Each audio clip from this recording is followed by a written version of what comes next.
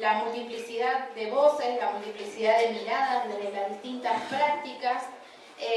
Desde mi perspectiva de trabajo me pareció sumamente enriquecedor y hasta nos permite también analizar esto de que a veces nos pasa, ¿no? Que lo académico parece que está sumamente lejos de la práctica periodística cotidiana, pero acá ve cómo una cosa se va tejiendo con la otra todo el tiempo. Y eso nos permite también hacernos nuevas preguntas y analizar esas prácticas. Y bueno, la idea sería ahora, en este momento, conocer cuáles son las preguntas de los que están del otro lado, en este caso, de los que escucharon las presentaciones, hacia cualquiera de los profesionales que están acá en la mesa.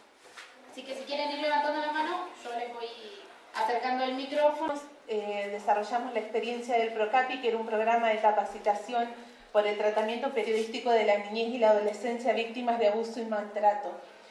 Y las experiencias de, como éramos periodistas que trabajábamos en los medios, era muy fácil el vínculo con los compañeros y entregar los protocolos y vigilar cuando si lo cumplían o no lo cumplían y charlar sobre eso.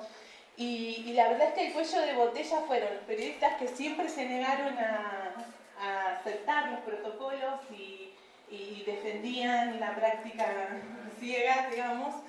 Y por otro lado, los empresarios.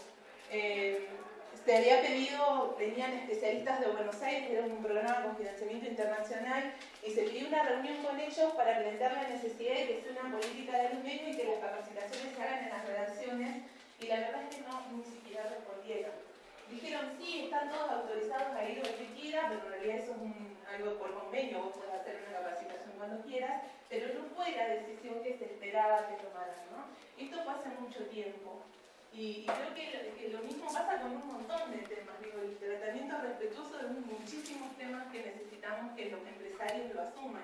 Y yo ahí creo muchísimo también en los ciudadanos. Cuando leen algo que les parece que está mal, que hay conceptos erróneos, las redes sociales creo que en ese sentido han servido muchísimo para vigilar también ese tipo de temas y poder modificar sobre la marcha, corregir. Porque precisamente cada vez es más vertiginoso el ritmo de producción. Es muy vertiginoso, al punto que estás publicando información a las 3 de la mañana y a las 9 ya te tenés que levantar. O sea, es muy difícil seguir con esa lógica productiva, esa rutina que tenemos, que creo que Ana tendría que actualizar su tesis, ¿no? Vos hiciste una tesis sobre las rutinas periodísticas, me acuerdo, y eso cambió radicalmente y es muy difícil. Ahora, esto es muy difícil, hay aún más difícil si los empresarios que, digamos, que les importa 2 bledos a sus trabajadores, menos les va a importar la vida y la calidad de vida de los demás. Entonces me parece ahí que si los ciudadanos, todos y todas, tenemos que velar para que eso se haga así, y con todos los temas en particular.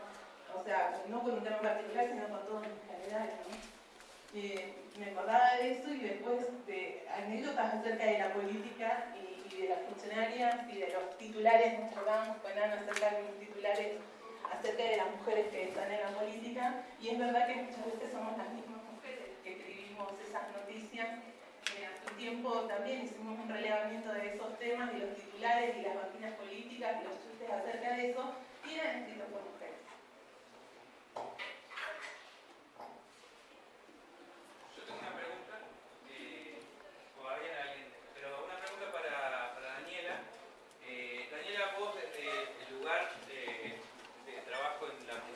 Y también desde ATA.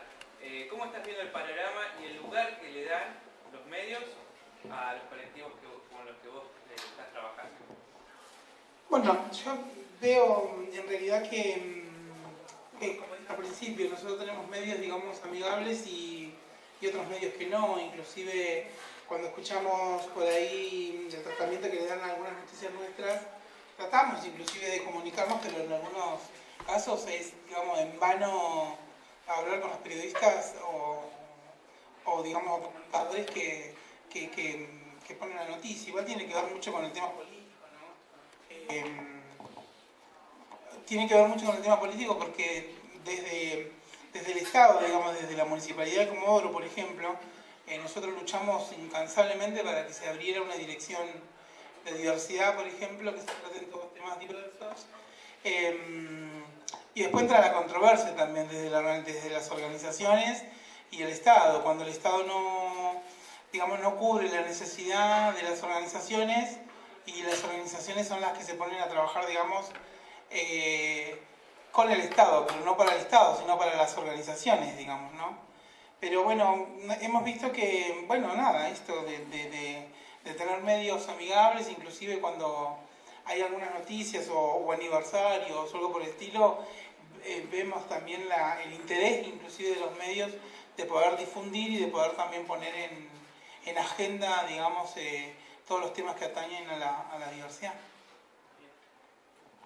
Yo le quería decir algo, cuando mencionaste el tema, a ver si tiramos, de lo de la catedral, porque eso fue un debate en el programa el día después del 3, de la movilización. En esto de ser un poco también solidarios con la lucha, ¿no? Y con una causa que es justa, ¿no? Del Ni Una Menos. Nosotros debatimos esta mañana porque por ahí los diarios tienen la posibilidad de volcar muchas más noticias que nosotros con una agenda un poco más acotada, ¿no? Donde buscamos saber qué priorizar o qué no. Esa mañana decidimos no hablar de lo de la catedral. Era una noticia lo de las pintadas en la catedral. Días después, por otra cuestión, surgió el tema y cada uno dio su postura, su posición, si estábamos de acuerdo por ahí, con posiciones más radicales que otras. Pero ese día decidimos que no, porque si no lo que hacíamos era opacar, digamos, la noticia, que era la movilización en la marcha por el Ni Una Menos. Entonces en esto también de ser un poco, digamos, solidarios en la selección de la noticia, al otro día a ver qué es noticia. Vamos a hablar de las pintadas en la catedral, vamos a hablar de las dos cosas, donde después también habilitamos que la gente que llama o que manda mensajes después se enoje y terminen haciendo foco o seleccionando a los oyentes de discutir de las pintadas en la catedral, o vamos a discutir de la marcha de Ni Una Menos, el pedido de justamente de esta ley de emergencia, ¿no? El tema de la violencia y esta ley que había sido vetada y que finalmente después fue aprobada. Eso fue una decisión de equipo, decir, a ver, ¿qué es noticia hoy? ¿Lo de la catedral o lo de la marcha? Y la elección fue evitar ese día comentar eso, porque nos pareció que en solidaridad y acompañando lo de la marcha, más allá de que por ahí tenemos posturas sobre si corresponde ir a pintar la catedral, digo, si corresponde ir a pedir a la iglesia que cambie su posición, o si tenemos que pedir a los legisladores, que son en definitiva, digo, a mí no me cambia nada. Si la iglesia piensa como piense, sí me cambia. La noticia se recorta solo a eso. Claro. ¿No? Que, bueno, que ha pasado también con con estos encuentros que hacen en Mar del Plata a nivel nacional, que la noticia a las horas son mujeres prendiendo fuego frente a la catedral y bueno, y no, sí. Imagínense que en una marcha de 90.000 mujeres, es un grupo capaz el que hace eso, pero no son las 90.000 y como que entonces se reduce y muestran esa imagen de la mujer peleando con alguien que está frente a la catedral. Claro, por eso todavía el reclamo es como muy nuevo y en esto lo tenemos que apoyar y tiene que ver con eso también, de qué priorizamos, ¿no? Al otro día, en el momento de informar. Sí, sí. ¿Yo puedo contar una anécdota? Acá se habló de estigmatización, de cómo los medios construimos realidad y cómo tiene que ver con los imaginarios sociales, ¿no? Un poco también lo planteaba Natalia en el trabajo que tiene sobre los petroleros. Y volver a la importancia de analizar nuestras prácticas y al mismo tiempo de dominar muy bien las herramientas, porque hoy los comunicadores tenemos un montón de herramientas para trabajar y mejorar nuestro trabajo. Hace unos años, y le voy a contar con relación a un hombre, en realidad, la estigmatización, ¿no? Con relación a un hombre extranjero, que un poco tiene que ver, vos te enfocaste en las mujeres, pero tiene que ver con la mirada que tenemos sobre los extranjeros. Entra un hombre a la municipalidad de acá de Comodoro, ustedes se deben acordar del hecho, y apuñala a otro adentro de la estructura municipal. En ese momento el intendente era Néstor Di Piero, ¿sí? Y la primera declaración que hace Di Piero, nosotros justo estábamos en el horario del programa, que ahora la productora es acá Elena, y entrevistamos en ese momento al intendente que dijo que era un dominicano, o sea, inmediatamente dijo que al hecho de violencia lo había provocado un ciudadano dominicano, y que el gran problema de Comodoro eran los extranjeros, ¿no? Entonces termina la entrevista y con Raúl en ese momento nos miramos y dijimos, che, de verdad, ¿cuántos hechos de violencia generan los extranjeros en Comodoro Rivadavia? Y como los periodistas tenemos herramientas de periodismo de datos para hacer ese relevamiento, porque les aseguro que ahora todo está en la web, lo que hay que saber es filtrar esa información y saber usar esas bases de datos. Eso tiene técnicas, tiene procedimientos, ¿sí? Nos fuimos a la base de datos del Poder Judicial y vimos, en aquel entonces, hace un par de años, que solamente el 14% de los hechos de violencia denunciados y juzgados en Comodoro Rivadavia eran protagonizados por extranjeros. Solamente, ¿sí? Entonces, la estigmatización, ¿qué pasa cuando los periodistas somos funcionales a la estigmatización? En este caso, un hecho de violencia, un hecho delictivo, que había pasado dentro de la municipalidad. El tipo había pasado todos los controles, lógico, nadie te controla, cuando entras entró con un cuchillo, puedes entrar con una ametralladora a la municipalidad. Entonces la justificación era, es culpa de estos extranjeros dominicanos que vienen. En ese momento se habló de deportación, se habló. Entonces, ¿a qué nos dedicamos la semana siguiente en el programa? Hablamos con el director de Migraciones de Comodoro, que contó cómo eran los trámites, cómo era el trámite, o sea, a sacarle el estigma al extranjero, ¿sí? Porque el problema de la violencia, de la delincuencia, no es un problema ni de dominicanos, ni de bolivianos, es un problema social transversal en Comodoro. Y no tiene que ver, porque si vamos a las estadísticas, a los hechos puntuales de violencia que tenía en ese momento la Fiscalía y a lo que tenía denunciado, que había pasado por la Fiscalía, por audiencias de control, que habían sido casos juzgados, era un porcentaje muy chiquitito, ¿sí? Entonces, en esto también va nuestra responsabilidad a la hora de comunicar, ¿sí? O sea, ¿cómo? Y después, en este sentido, yo diría, las redes sociales pueden ser muy buenas, las redes sociales pueden ser altísimamente peligrosas, ¿sí? Altísimamente peligrosas, ¿sí? Porque nosotros, a través de las redes, podemos reforzar ese estigma, nuestra manera de titular, nuestra manera de presentar en Facebook.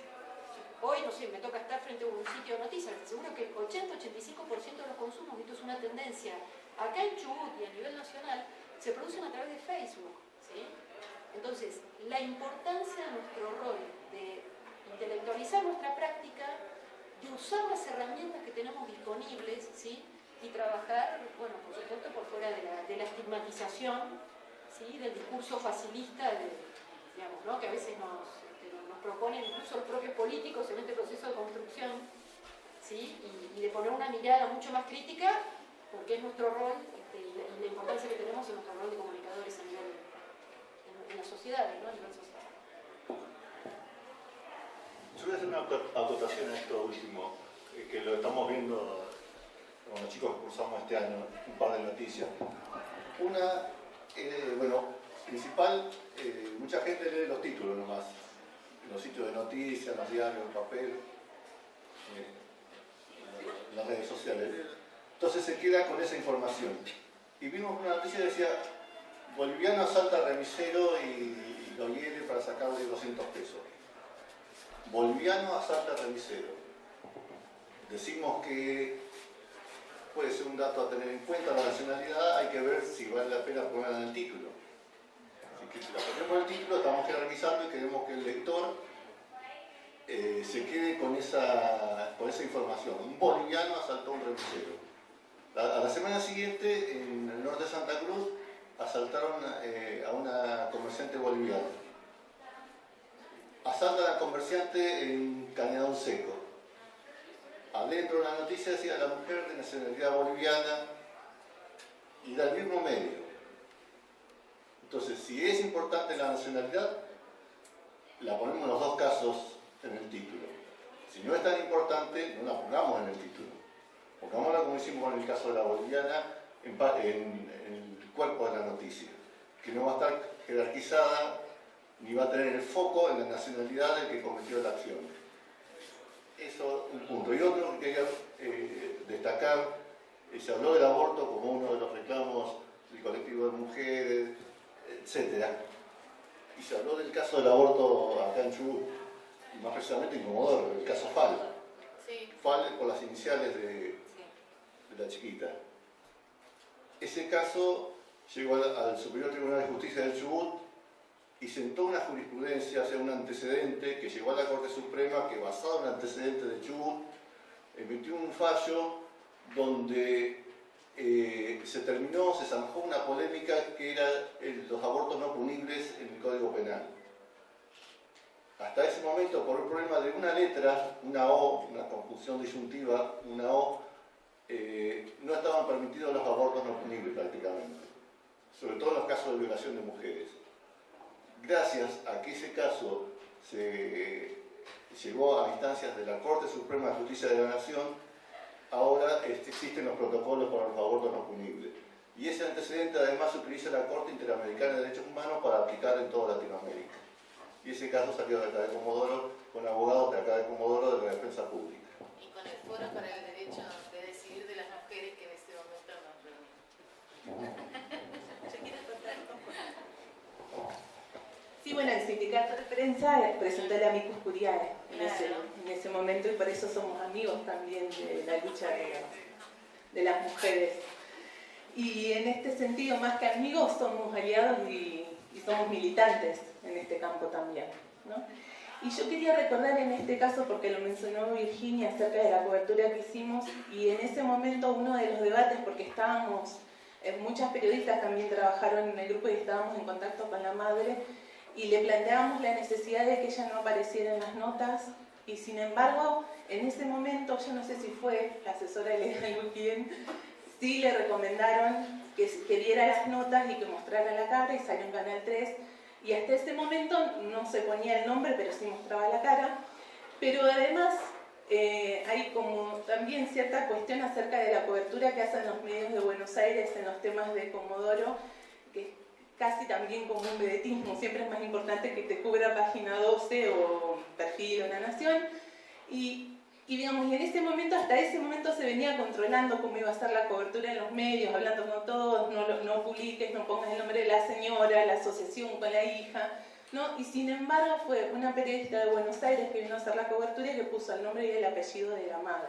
Y por ende se enteró todo el barrio, que es Comodoro, acerca de quién era y la asociación, ¿no? Entonces como que también esto, ¿no? A veces se trabaja con mucha responsabilidad, o se pretende trabajar con mucha responsabilidad, y eso no encuentra, digamos, el mismo compromiso de todos, ¿no?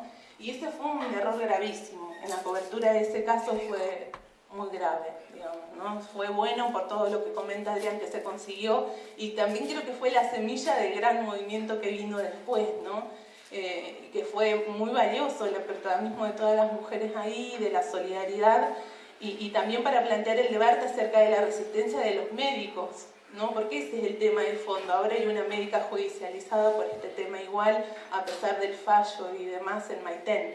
Entonces, sí fue importante y la cobertura fue compleja, pero al menos los locales estábamos muy comprometidos con este tema, y no así las fuentes, pero ahí hubo una cuestión casi de docencia, de explicarle a la madre y a sus familiares por qué no debía aparecer, y sin embargo eso se rompió. Revictimización, exactamente. Mónica, una consulta. Respecto a los talleres que pueden brindar los sindicatos de prensa, ¿qué tanto apuntan a lo que es perspectiva de género? Porque quizás por ahí tal vez se vean obligados los periodistas y las periodistas a participar y enterarse un poco más a aquellas personas que no lo saben respecto a de qué se habla cuando se dice tratar las noticias desde la perspectiva de género. ¿Qué les pasa al micrófono? Llega. No, pero les escucho, ¿no? En realidad, ¿qué temas se tratan? No, con cuánta periodicidad, podemos decir, se dan talleres respecto a perspectiva de género a periodistas, quizás desde los sindicatos. Bueno, nosotros en la federación, yo soy la secretaria de capacitación, la semana pasada hubo uno en Corrientes, y creo que en el último año hemos tenido uno cada 10 o 15 días en diferentes provincias. En Comodoro sí hemos tenido de muchísimos temas. El tema, precisamente el caso en el que la fiscal fue expositora, también participaron muchos periodistas, y la verdad es que está ocurriendo algo, que es que cada vez tenemos menos periodistas y cada vez trabajando en jornadas muy extendidas, y eso hace que no haya tiempo para participar de los talleres de capacitación. Aunque sí lo que desarrollamos es algo que sí se logró con el caso de femicidios y demás, que es como una consulta permanente de dejarles los manuales, de charlar, porque vos compartís en la redacción el trabajo, entonces cuando estás titulando estás ahí, entonces ese es el ámbito también para hacer consultas acerca del tratamiento de los temas y demás. Reciente, ahora, en Comodoro este año no hemos hecho ninguno sobre este tema en particular. Por eso me parece muy importante también esta sensibilización y esta convocatoria de colegas acá para que puedan participar, pero la verdad es que, no sé, por ejemplo, tenemos un proceso de retiros voluntarios en el que se fueron 20 trabajadores de un medio de comunicación. Si no nos pudieron despedir, lo que tratan de hacer es conquistarte a través del dinero. La redacción del diario Crónica tiene muy pocos profesionales, son muy pocos periodistas. Entonces sí hay un trabajo de encuentro y de conversar sobre estos temas, porque también los reclamos acerca de las coberturas llegan por un lado o por el otro, y esos son temas de debate. O sea, sí en las reuniones hablamos sobre estos temas, sí fijamos posiciones, el sindicato fija posición y debate esas posiciones, porque claramente hay todo tipo de opiniones con respecto a los temas, pero como organización nosotros fijamos posición en todos los temas, participamos activamente hace muchos años en estos temas, y damos ese debate internamente, ¿no? Digo, hoy se proyectaron durante una hora muchas realizaciones de estudiantes que después son los mismos trabajadores de los medios y de muchas instituciones. Vi trabajos hoy revisando lo histórico, vi trabajos de Juan también en estos días, o sea, sí, en el proceso de formación en comunicación audiovisual 1 y 2 estos temas se han trabajado, hay algunos que lo eligen, los temas se eligen libremente, pero hay un acompañamiento especial, se orienta acerca de las fuentes para trabajar estos temas, y yo creo que no es casual que esto ocurra, o sea, en los últimos años esto se ve claramente en las realizaciones de los estudiantes, pero hay un compromiso del equipo docente al llevar y conducir estos procesos y acompañar. A mí eso me parece muy interesante porque habla del cambio que estamos necesitando. O sea, esto no lo estábamos debatiendo, el concepto de femicidio no se debatía en las redacciones y con el Ni Una Menos se empezó a debatir. Entonces todos discutiendo, el corrector, el jefe de redacción, cómo lo íbamos a titular, si iba a ser así, si no. Y finalmente nos apropiamos todos, pero todos, hasta los ciudadanos, se apropiaron del concepto. Entonces eso es una lucha y una conquista de todos, de los periodistas, de los militantes, y eso a mí me parece que se está dando finalmente. Y en este caso los estudiantes son los futuros trabajadores de los medios, y esto se está viendo como algo casi natural, no hay que imponerlo, lo eligen, lo resuelven y se hacen propio de esta batalla, ¿no? Sí, también es importante conocer por ahí a la gente que está movilizando este tipo de cosas. O sea, yo consulto permanentemente a Lucrecia y a Daniela, y por eso también me parece interesante que estén acá y que los chicos también los puedan conocer, porque también tener como referentes a ellos, cómo tratar estos temas, incluso tener la confianza de poder acercarse y decir, che, mira, ¿cómo se decir esto? Está buenísimo, así que eso también era probar. Sí, también, yo una pregunta para Daniela, para el colectivo en realidad, para el panel, pero en especial para Daniela. Yo sé que ATA desde hace mucho tiempo viene luchando por dos cuestiones que son mejorar la inserción laboral genuina de